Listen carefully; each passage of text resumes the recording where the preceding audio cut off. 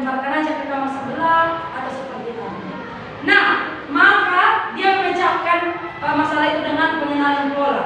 Pola apa yang digunakan untuk pengambilan kain tadi? Si Riris berpikir, oh, aku sisihkanlah celana dan baju bapakku dulu, ya kan? Celana dan baju mamaku, celana dan baju abangku, celana dan bajuku, sehingga dia teratur, rapi, apalagi langsung dilipati.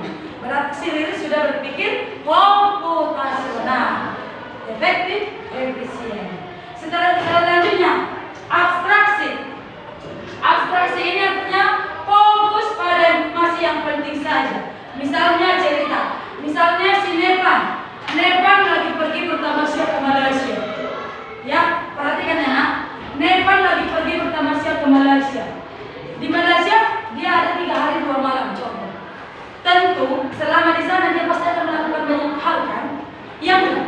Betul enggak? Halo, betul tidak? Coba semuanya dulu tegak bagus. Setelah itu datanglah si Nepan pulang ke Indonesia. Lalu teman-teman sekelasnya bertanya, Nepan, kemarin kamu saya lihat postinganmu di Facebook, kamu di Malaysia, cerita dong. Ya enggak? Ini abstraksi ya, abstraksi. Katanya fokus pada informasi yang penting. Saya tanya dulu, ketika si Nepan bercerita, apakah dia akan menceritakan A sampai Z? Dari dia pergi, tiba-tiba kebelet pipis, tiba-tiba makan donat 1 biji, tiba-tiba dia beli air minum, tiba-tiba dia jalan 5 langkah, lalu menemukan sampah. Apakah dia akan menceritakan sebanyak itu? Tidak. Pasti dia akan menceritakan informasi-informasi yang penting saja. Jadi maksud dari abstraksi ini, informasi yang paling penting silakan dibuang. Contoh tadi, si Nepan nggak perlu menceritakan waktu kami ke Malaysia, kami pergi ke Patung Seribu, contoh ya, ke Patung Seribu. Di sana saya diberikan dengan memikir, saya ke toilet. Itu kan nggak penting? Atau pentingkah itu bagi kalian yang mendengar? Tentu tidak, karena kita membutuhkan informasi hanya yang penting-penting saja yang ada di Malaysia-nya. Mungkin hal-hal yang menarik, apa saja yang dilakukan yang menambah wawasan, menambah ilmu. Nah, kalau si Nepan sudah mampu menceritakan itu secara informasi yang penting saja, dia akan milah-milih yang mana yang tidak penting dibuang informasinya. Itu dia artinya si Nepan sudah berpikir komputasional. Berarti kan nggak semata-mata harus pakai komputer, betul? Tidak harus pakai komputer kan? Kita berpikir komputasional itu tidak harus pakai komputer, tapi bisa juga pakai komputer. Nanti lihat masalah dalam kehidupan sehari-hari. Selanjutnya ada satu lagi, algoritma. Algoritma ini membuat langkah-langkah penyelesaian atau mengikuti aturan yang harus dilakukan untuk mempercepat penyelesaian masalah. Contoh, Eunike disuruh orang tuanya belanja di supermarket. Lalu mamanya bilang, dikasihlah list daftar belanja. Daftar belanjanya 10. Sedangkan mamanya bilang, cepat ya nak, mama butuh ini yang nomor 7, yaitu minyak goreng. Lalu dia pikir, gimana caranya biar aku cepat belanja ini? Coba kira-kira gimana caranya?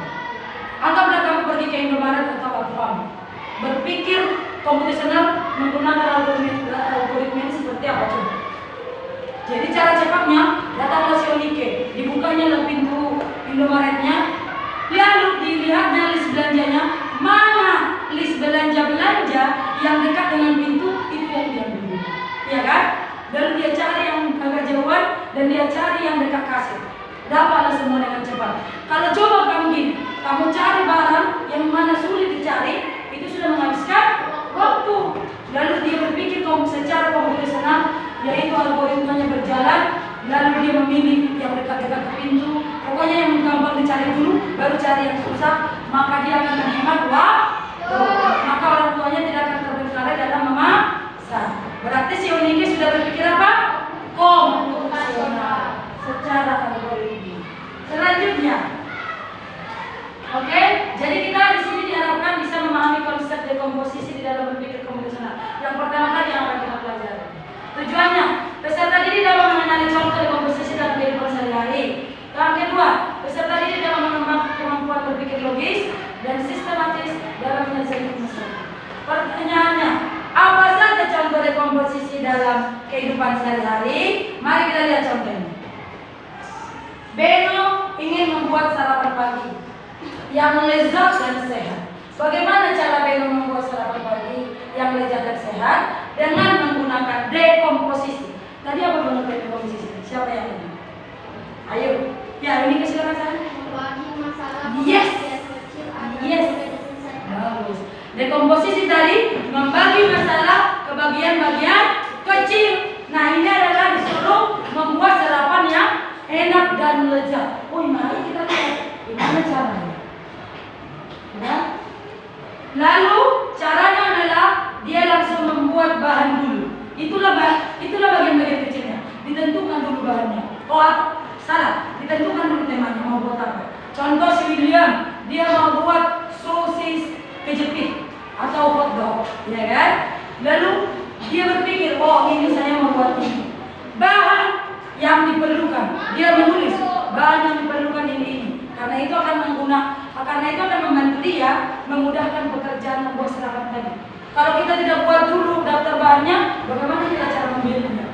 Mau buat ini apa ya? Kalau udah buat di daftar sudah mudah, gampang untuk diatur. Baru setelah itu si William berpikir cara membuatnya. Yang pertama ini, yang kedua ini, yang ketiga ini, dan mulai seterusnya. Dia sudah membagi-bagi masalah tadi ke bagian-bagian kecil yang bisa membantu dia mempermudah melakukan apa yang diinginkannya. Dia berpikir dekomposisi, berpikir komputasional.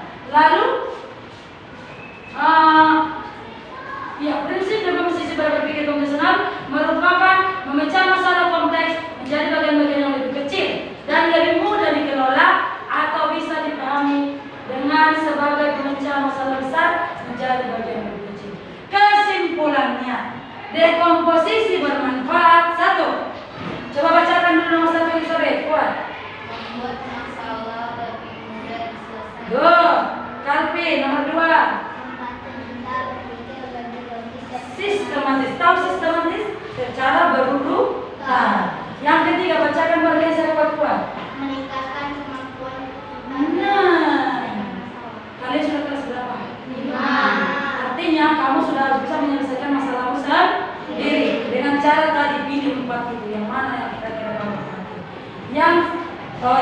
Contoh komposisi dalam kehidupan sehari-hari. Membuat sarapan pagi, mengatur waktu belajar. Itu dia kesimpulannya. Sebelum kita tutup, sebelum kita masuk teacher, ke kerja kelompok, kira-kira ada yang mau ditanyakan tentang berpikir komputasional ini? Coba, ayo.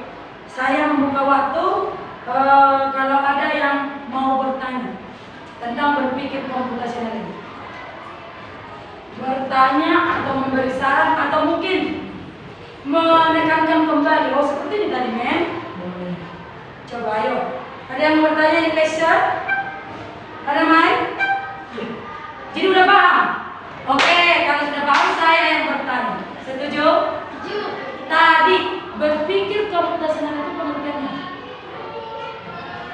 apa tadi? Iya, bagus. Berpikir menyelesaikan masalah secara efektif dan efisien. Kalau dibilang efisien, efektif berarti menghemat waktu, menghemat tenaga, dan juga secara bagus. Hasilnya rapi, hasilnya baik.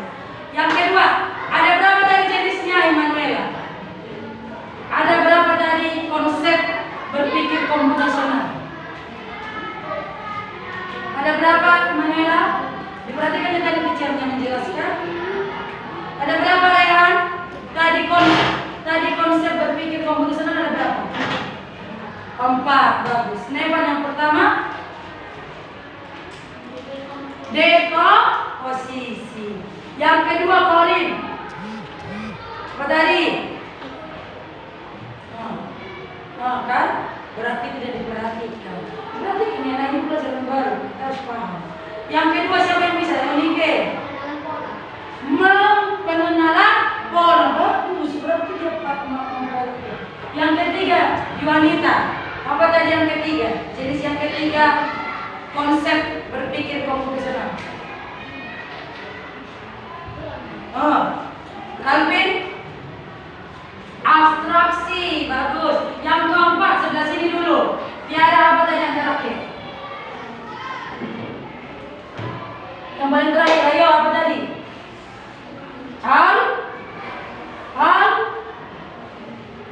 Algoritma.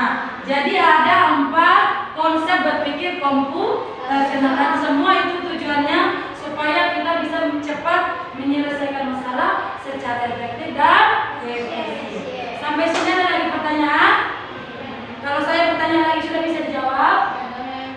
Ya, Umi silakan saya.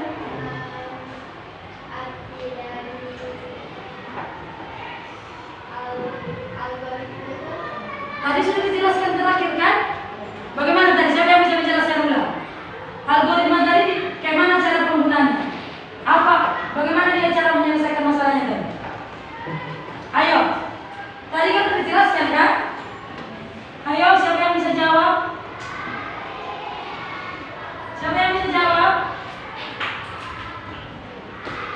Nah nih, tadi udah bilang bahwa seperti belanja di supermarket tadi, cari dulu terlebih dahulu yang gampang dicari, karena itu akan menghemat waktu. Pernah nggak kalian melihat perlombaan memasukkan bola ke dalam ember?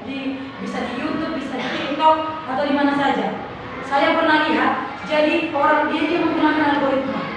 Caranya begini dia. Orang kan memasukkan ke ember itu dari yang terdekat, bukan?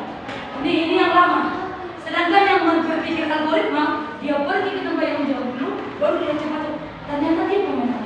Dia berpikir secara algoritma, menyelesaikan masalah dengan mencari terlebih dahulu yang mana yang berbeda. Sampai sini paham? Kalau sudah paham, saya akan membagi kelompok.